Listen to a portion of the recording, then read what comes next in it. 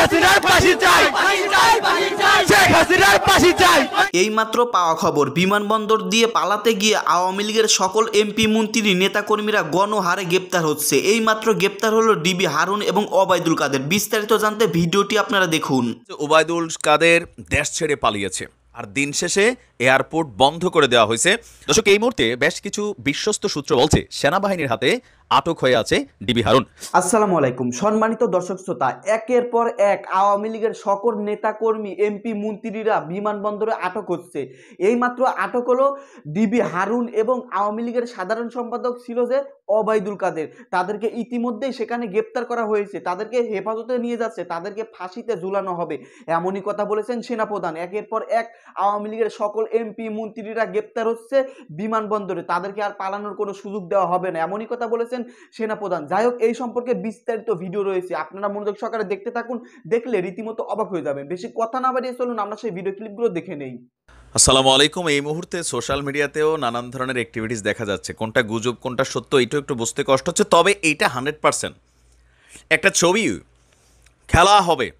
শামীম ওসমানের তো কী অবস্থা হবে সেটা পরে, বাট যিনি এই ঘটনাটা আজকের আওয়ামী লীগের পতনের প্রধান দুইজন দায়িত্বশীল ব্যক্তি হচ্ছে শেখ হাসিনা এবং ওবায়দুল কাদের। বলছিল যে ছাত্রলীগ এনাফ, তো তিনি এখন কোথায় আছেন? দর্শক, একটা ছবি যেটা ভাইরাল হয়েছে, আমি জানি না যে এই ছবিটা আজকের নাকি আগের, তবে ভিতরের দৃশ্য দেখে মনে হচ্ছে এটা আজকেরই ফ্লাইটের কোনো ছবি। কারণ ওবায়দুল কাদের তো ভাই এই আমজনতার সাথে এইভাবে বসা যায় না। চেহারাটা দেখছেন ছবিতে, মনে হয় যে অসহায় এতিম।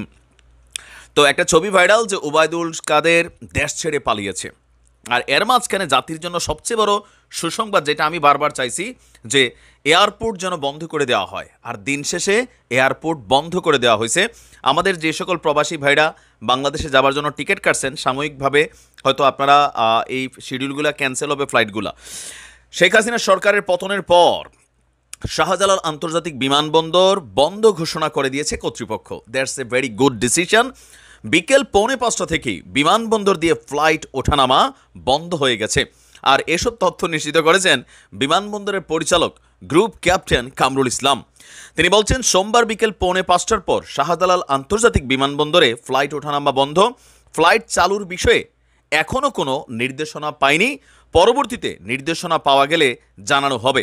সম্ভবত আপনার বিকাল 3:50 রাজধানীর ক্যান্টনমেন্টে জরুরি সভা যখন করেছিল আমাদের সেনাপ্রধান, সেখান থেকেই সম্ভবত যাদের সাথে বৈশা এই মিটিংটা হয়েছে, সেই মিটিংয়ে শেখ হাসিনা বাংলাদেশ ছাড়ার পরে আসলে কি কি পদক্ষেপ নেওয়া হবে, সেই পদক্ষেপগুলো সম্ভবত আজকে সেনাবাহিনীর প্রধান সহ আমাদের যেই বিভিন্ন রাজনৈতিক দলের শীর্ষ নেতারা, বিশেষ করে ডক্টর আসিফ নজরুল স্যার সহ যারা উপস্থিত ছিলেন, তারা সম্ভবত এই প্রস্তাবটা রাখছে যে শেখ হাসিনার সেফ এক্সিট দেওয়া হোক, কিন্তু বাকি কোনোটা যেন পালাইতে না পারে। এখন হয়তো সময়ের সাথে সাথে আমরা আরও খবর পাবো যে কে কে দেশ ছেড়া অলরেডি পালাই গেছে। বাংলাদেশের বিভিন্ন জায়গার অনেক এমপি তারা কিন্তু গত 2-3 দিন যাবতই এলাকায় এদের দেখা মিলতেছিল না। তার মানে প্রত্যেকটাই দেশ ছেড়া পালাইছে। তবে অনেকে আছে, দেখেন পলিটিশিয়ানদের হিসাব একটা আমি বারবারই বলি, কিন্তু যারা পলিটিক্সকে দুর্বৃত্তায়নে ব্যবহার করেছে তাদের কিন্তু দেশ ছেড়ে যাওয়ার অধিকার নাই। আইনের সুশাসন, তো আইনের সুশাসন এবার তোমরা ভোগ করো। বিচার বিভাগ স্বাধীন, কথায় কথায় যেই কথাগুলো বলা হয়েছিল, তো স্বাধীন বিচার বিভাগ হলে এবার সেই বিচার বিভাগের আওতায় এসে স্বাধীন বিচার এনজয় করো। দেশ ছেড়া পালানোর কি আছে? আমি আবারও বলি আমার প্রত্যেকটা ভিডিওতে, দেশের ভারত বাংলাদেশ সীমান্ত ওইটা সিলগালা করা খুবই জরুরি, সিলগালা করা শতভাগ জরুরি। দেশে এই মুহূর্তে রাস্তাঘাটে ময়দানে থাকা বিজিবিকে আপনার ব্যারাকে ফিরে নিয়ে পুরা সীমান্ত সিলগালা করে দিতে হবে। ভারতের সাথে এই মুহূর্তে কোনো ধরনের অ্যাক্টিভিটিস চালানো যাবে না। ভারত থেকে কোনো পণ্য আনা, কোনো পণ্য বের হওয়া, ড্রাইভারের বেশি মুস লাগিয়ে চলে যেতে পারে, কারণ টাকা খায়, এদের কাছে বিলিয়নস অফ টাকা আছে। সেই কালো টাকা এবার এরা কিন্তু দেশ থেকে বের হওয়ার জন্য ব্যবহার করবে। এরকম অনেক কথাবার্তা আমরা এদের মুখে শুনেছি। একটা কথা বলি সবসময়, রাজনীতি এক একজন এক এক দলের করি, কিন্তু দুর্বৃত্তায়ন, রাষ্ট্রকে লুট করা, মানুষের অধিকার কাইরে নেওয়া, এরকম নানান জুলুম নির্যাতনের শিকার ভাই আমি নিজেই তো হয়ে আছি ভাই। গত 4টা বছর দেশে যাইতে পারি না। অনেক কিছু আছে ব্যাকগ্রাউন্ড স্টোরি। আমার ভাগিনা একটা পোস্ট দিছে, এটা নিয়ে আমার আপন বড় দুলাভাই, ওনারে এই মানে প্রশাসনের নির্দেশে, তো প্রশাসন চলছে এতদিন কার কথায়? এই আওয়ামী লীগের বিভিন্ন মন্ত্রী এমপিদের কথায় তুলে নিয়ে গেছে এই এক সপ্তাহ আগে। কথা আপনি কোথায় বলবেন? যারা ব্যক্তিগতভাবে পারিবারিকভাবে দিন নাই রাত নাই বাড়িতে পুলিশ একটা নিউজ কলে, তো পুলিশের তো কাইয়া কাজ নাই, তবে এদেরকে দিয়ে করানো হয়েছে। কারণ এই যে সারা বাংলাদেশে আজকে পুলিশ এত বিক্ষুব্ধ, পুলিশের প্রতি মানুষের এত ঘৃণা ক্ষোভ তৈরি হয়েছে কেন?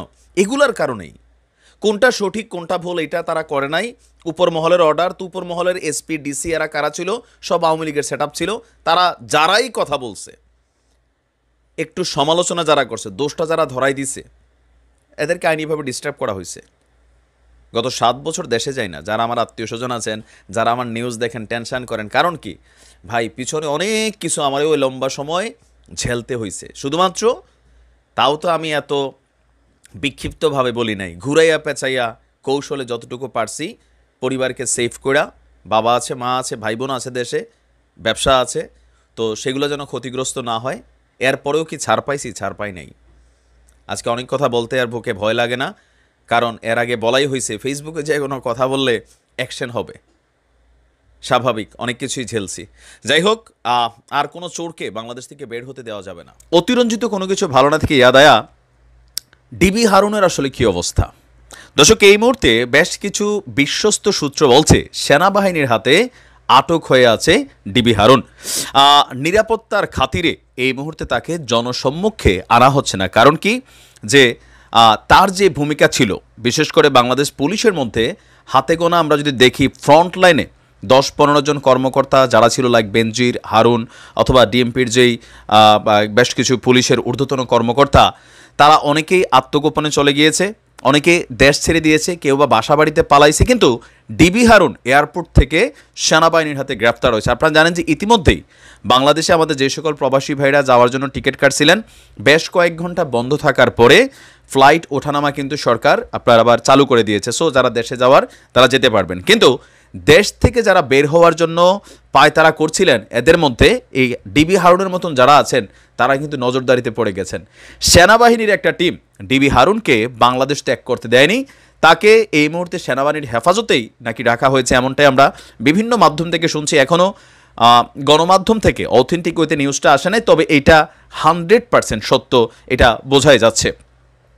এছাড়াও পুলিশের অনেক ঊর্ধ্বতন কর্মকর্তা বা প্রশাসনের যারা ধরেন মানে রাষ্ট্র এবং রাজনৈতিক সরকারকে একত্রিত করে ফেলেছিলেন, তাদের মধ্যে অনেকের মধ্যে ভয়, উদ্বেগ, উৎকণ্ঠা, আর বিশেষ করে অনেকেই নগদ টাকা টোকা ব্যাংক থেকে গত কয়েকদিন যাবৎ আমরা হয়তো বুঝতেছিলাম না কি হচ্ছে, বাট তাদের মধ্যে কিন্তু একটা বার্তা চলে আসছিল যে সরকার পতন হতে পারে।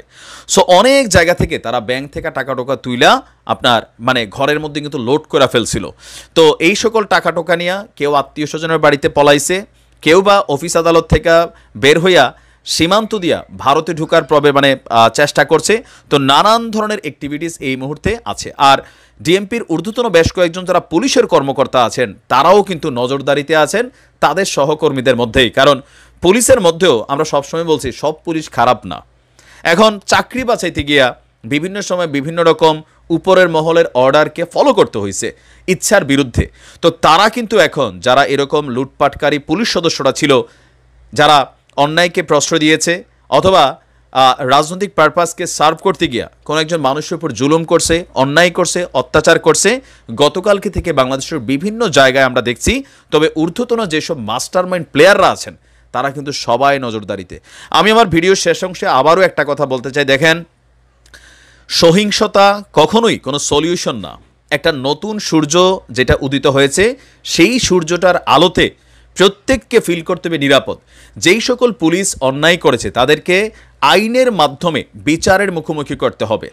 থানা জ্বালাই দেওয়া এটা কোনো সলিউশন না, কারণ এই থানা আপনার আবার নিরাপত্তার জায়গা। এখন সাময়িক এগুলা হচ্ছে, যারা অতি উৎসাহী হইয়া থানাতে আক্রমণ করতেছেন, থানাগুলা জ্বালাই দিচ্ছেন। গত 2 দিন আগ পর্যন্ত বিভিন্ন অ্যাক্টিভিটিস হয়েছে, সেটারে অনেকেই সমর্থন করছি আমরা যে ফাইন, কিন্তু আজকে থেকে এখন এই পুলিশ লাইনে ঢুকা পুলিশের মানে জিনিসপত্র লুটপাট করা, রাষ্ট্রীয় অস্ত্র লুটপাট করা, এগুলো কিন্তু ভালো না। কারাগার ভাইঙা সেইখান থেকে যাদেরকে আপনারা মুক্ত করে দিচ্ছেন, বিশেষ করে সবাই তো আর রাজনৈতিক বন্দী না। আমরা দেখছি গতকালকে বঙ্গভবন থেকে ঘোষণা আসছে যে আগামী 24 বা 48 ঘন্টার মধ্যে যারা রাজনৈতিক বন্দী আছেন, মিথ্যা মামলার বন্দী আছেন, তাদেরকে কিন্তু আপনার মুক্ত করার ঘোষণা করা হয়েছে। কিন্তু যারা দাগী, এখানে অনেক আসামি আছে। একটা কারাগারে তো শুধুমাত্র রাজনৈতিক বন্দী আছে তা না, সেখানে অনেক ধরনের টেরোরিস্ট আছে, তারপর আছে ধর্ষণকারী আছে, অথবা হত্যাকারী আছে, মার্ডারার আছে। এরা কিন্তু ভাই এই সুযোগে দেশে বের হয়ে গেছে। এদের মধ্যে অনেকেই আপনার এই দেশকে আবারও কিন্তু অস্থিতিশীল করার জন্য এনাফ। সুতরাং কোনো কারাগারে হাত দেওয়া, কোনো পুলিশ লাইনের কোনো থানা, কোনো পুলিশ ফাঁড়ি, কোনো কিছুতে হাত দেওয়া যাবে না, কারণ এগুলা আমার আপনার ট্যাক্সের টাকায় তৈরি করা হয়েছে। যেই সকল পুলিশরা অন্যায় করছে তাদেরকে দেশ ত্যাগ করতে দেওয়া যাবে না। বিভাগীয় ইনভেস্টিগেশনের মাধ্যমে দৃষ্টান্তমূলক শাস্তির আওতায় আনতে হবে। সহিংসতার বিপরীতে সহিংসতা, এটা কখনোই দেখেন এটাকে সাপোর্ট করার বা বাহবা দেওয়ার সুযোগ নাই, যে যাই বলেন। কারণ এগুলার জন্য তো আর এতগুলা মায়ের প্রাণ মানে বুক খালি হয় নাই। যারা জুলুম ছিল, যারা অন্যায়কারী ছিল, এরা ভয়ে দেশ ছেড়া পালাইছে। আর যারা দেশ ছেড়া পালাইতে পারে নাই, এদের প্রত্যেককে আইনের সুশাসন জরুরি, এটা মনে রাখেন। আমার একজন মার্ডার করছে, আমার ভাইরে মার্ডার করছে, আমি যে তারে মার্ডার করে ফেললাম, তাহলে কিন্তু আইন এস্টাবলিশড হবে না। কালকে তার ছেলে আবার আমারে মার্ডার করবে, অথবা আমার ছেলে তারে মার্ডার করবে। এই খেলাটাই কিন্তু বাংলাদেশে বিগত 53 বছর ঘটছে। আজকে যেই জায়গা থেকে শুরুয়াত হচ্ছে, সেই জায়গা থেকে আমরা মনে করি আইনের সুশাসন প্রতিষ্ঠা করতে হবে। পুলিশকে জনগণের বন্ধু, থানাতে কোনো রাজনৈতিক সরকার যেই আসুক, আজকে আবারও একটা নতুন সরকার আসবে, সেই সরকারের প্রভাব প্রতিপত্তি বিস্তার করার সুযোগ নাই। পুলিশকে নিরপেক্ষ থাকতে হবে। থানা পুলিশ হতে হবে জনগণের আস্থার জায়গা, নিরাপত্তার জায়গা। নানান ধরনের ব্যবসা বাণিজ্য ইদানিং আমরা দেখেছি গত 15 বছর এই বাংলাদেশে হয়েছে, এর আগেও হয়েছে। এই জিনিসগুলা বন্ধ করে নতুন একটা সিস্টেম চালু করতে হবে। সেই সিস্টেম চালু করতে না পারলে আবারও হয়তো 5 বছর 10 বছর পরে জনগণ এই দৃশ্য দেখবে। এগুলা কোনোভাবেই কিন্তু কাম্য না। সহিংসতার জবাব সহিংসতায় দিলে সেটার জন্য এত আন্দোলনের দরকার ছিল না। সবাইকে ধৈর্য ধারণ করতে হবে।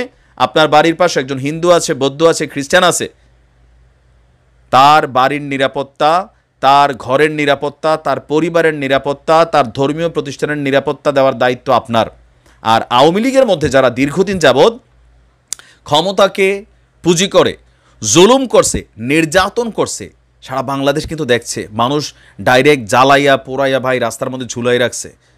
এটা মানুষের ক্রোশ, আক্রোধ। যদিও এটা ঠিক না, কিন্তু এগুলা হচ্ছে। কিন্তু এর বাহিরে যেগুলো হচ্ছে, আপনি কারো মার্কেট লুট করে ফেলতেছেন। আমার পেজে শত শত মেসেজ, বিএনপি করছেন এমন শত শত মানুষের মেসেজ যে ভাই একটু আমার কথাটা বলেন। দেখেন আমি কতজনের কথা বলবো। আমার জায়গা থেকে আমি বরাবরই যেটা চাইছি,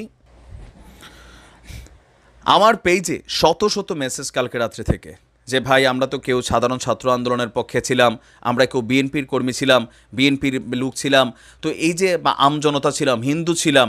দেখেন আমাদের কাছে সবসময় অনেক ধরনের মেসেজ আসে। তো আমি তো পার্সোনালি সবার কথা বলা সম্ভব না, তবে এতটুকু আমি বলি আমার জায়গা থেকে অলওয়েজ আমি অন্যায়ের বিরুদ্ধে যতটুকু পারছি কথা বলছি, এখনও বলবো। নতুন যেই সরকার আসে সেই সরকার নিয়েও যদি দুর্নীতি করে, লুটপাট করে, এই ধরনের ক্ষমতার অপব্যবহার করে, সেইটা আমাদেরকে বলতে হবে। এটা বলাটা আমাদের ইমানি দায়িত্ব। কারণ আমরা যারা প্রবাসীরা আছি, আমরা এইসব দেশে উন্নত জীবন দেখি, এইখানে কোনো ধরনের রাজনৈতিক সহিংসতা দেখি না। এই দেশগুলোতে আইনের সুশাসন প্রতিষ্ঠিত হয়েছে।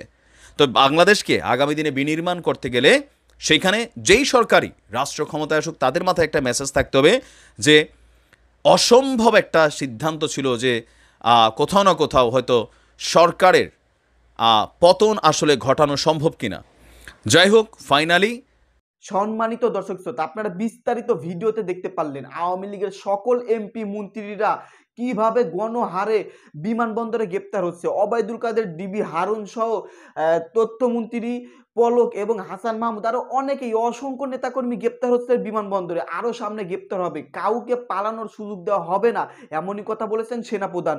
সম্মানিত দর্শক শ্রোতা, যাই হোক, এই সম্পর্কে আপনাদের কোনো ব্যক্তিগত মতামত থেকে থাকলে ভিডিওর কমেন্ট বক্সে এখনই ঝটপট জানিয়ে দিতে পারেন।